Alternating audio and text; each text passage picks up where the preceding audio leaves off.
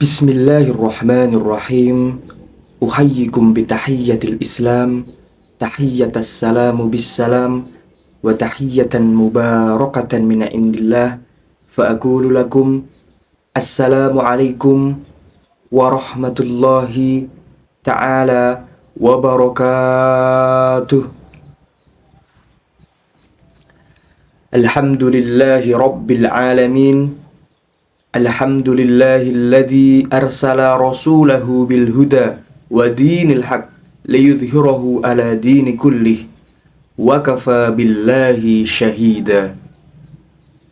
Ashhadu an la ilaha illallah wahdahu la syarikalah wa ashhadu anna Muhammadan abduhu wa rasuluh. Allahumma salli ala sayyidina Muhammad wa ala ali sayyidina Muhammad. Amma ba'du.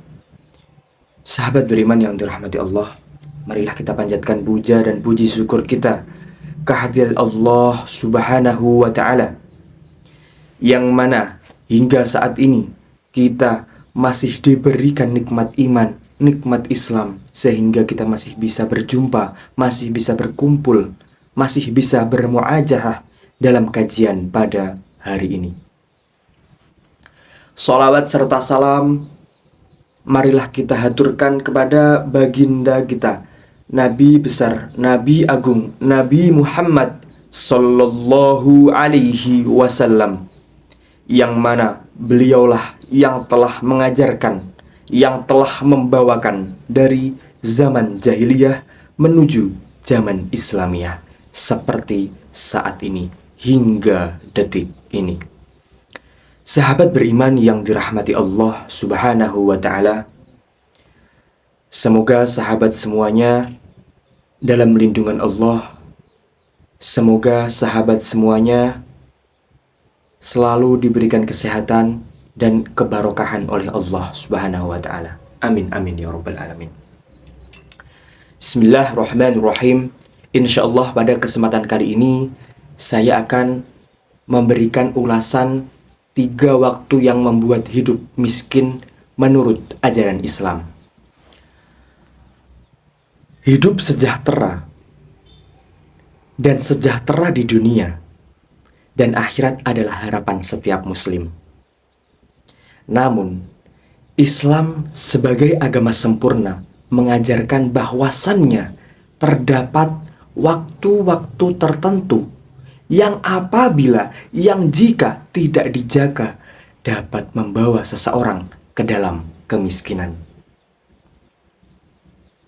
Salah satu aspek yang sering diabaikan adalah waktu tidur. Ya, sahabat harus diingat-ingat, adalah waktu tidur. Islam memberikan pandangan khusus terkait tidur, mengajarkan bahwasannya tidur memiliki waktu dan batasan-batasannya. Pandangan Islam tentang tidur. Di dalam Islam, tidur ini dianggap sebagai suatu nikmat.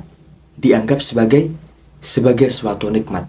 Seperti segala hal di dalam hidup. Islam mengajarkan bahwa tidur juga memiliki aturan dan waktu yang harus dihormati. Rasulullah Shallallahu Alaihi Wasallam bersabda, tidur adalah saudara kematian. Hadis riwayat Bukhari dan Muslim. Artinya, tidur ini adalah suatu bentuk relaksasi yang dibolehkan oleh Allah Subhanahu wa ta'ala. Akan tetapi, diingatkan agar tidak sampai berlebihan. Boleh tidur sahabat, akan tetapi tahu batasan, akan tetapi jangan berlebihan. Udah tidur dari pagi sampai sore kebablasan, sholat duhur dilewatin, sholat asar dilewatin. Ya, seperti apa kita? Ya, tidak boleh seperti itu. Semuanya ada batasannya ya, semuanya ada batasannya. Kemudian Allah menciptakan malam sebagai waktu untuk beristirahat. Namun juga mengingatkan agar tidur tidak sampai menguasai waktu-waktu yang berharga. Dalam hadis yang mencerminkan kebijakan dan logika, Rasulullah Shallallahu Alaihi Wasallam bersabda, "Sungguh Allah mencintai jika hambanya bekerja keras untuk memenuhi kebutuhan dirinya, memenuhi kebutuhan keluarganya, dan dapat memberikan kepada orang-orang lain." Hadis riwayat At-Tirmidzi. Masya Allah. Sahabat beriman yang dirahmati Allah Subhanahu wa Ta'ala, hadis ini menegaskan bahwasannya pentingnya usaha dan kerja keras, ya, pentingnya usaha dan kerja keras dalam kehidupan sehari-hari. Salah satu dampak negatif dari tidur berlebihan adalah kehilangan waktu yang dapat digunakan untuk bekerja dan berkarya. Keberhasilan dan kemakmuran di dalam hidup tidak dapat dicapai dengan tidur. Ya. Tidak dapat dicapai dengan tidur. Melainkan dengan usaha dan kerja keras yang diizinkan dalam ajaran Islam. Ya, tidak dapat dicapai dengan tidur terus-menerus. Seperti itu. Nah, sahabat beriman yang dirahmati Allah, inilah 3 waktu yang dilarang tidur dalam ajaran Islam dan surat Al-Quran. Yang pertama adalah setelah subuh. Allah berfirman di dalam surat Al-Imran, "Hai orang-orang yang beriman, bersabarlah dan kuatkanlah kesabaranmu, dan tetaplah bersiap siaga." Dalam kurung, di perbatasan negeri. Seperti itu, sahabat.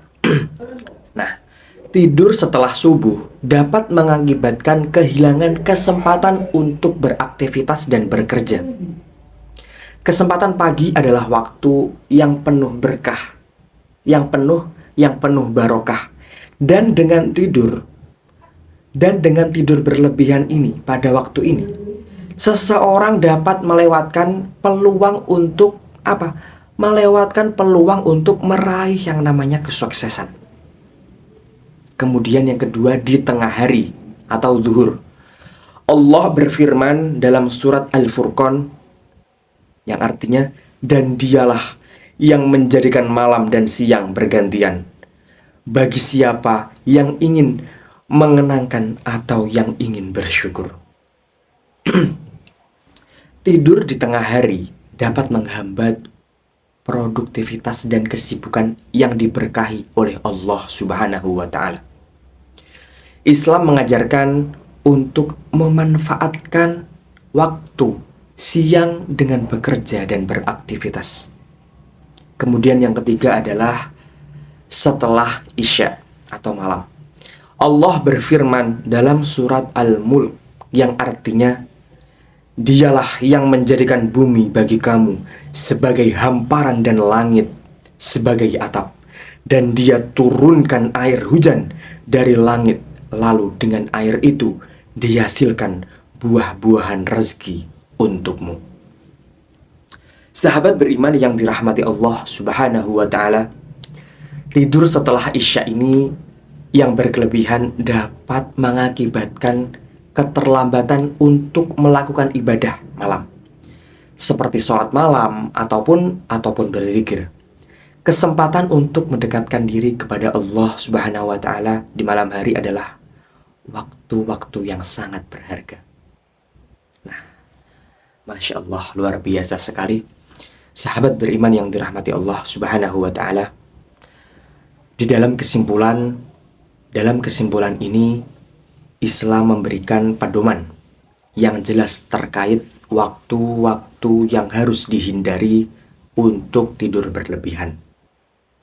Dengan mematuhi aturan ini, seseorang dapat mencegah diri dari kebiasaan yang dapat membawa kepada jalan kemiskinan, baik itu dalam segi materi maupun spiritual. Semoga kita senantiasa mampu menjaga waktu-waktu berharga ini dengan bijaksana. sesuai dengan ajaran-ajaran Islam. Masya Allah. Ihdinas siratal mustaqim, wabillahi taufiq wal hidayah, waridha wal inayah.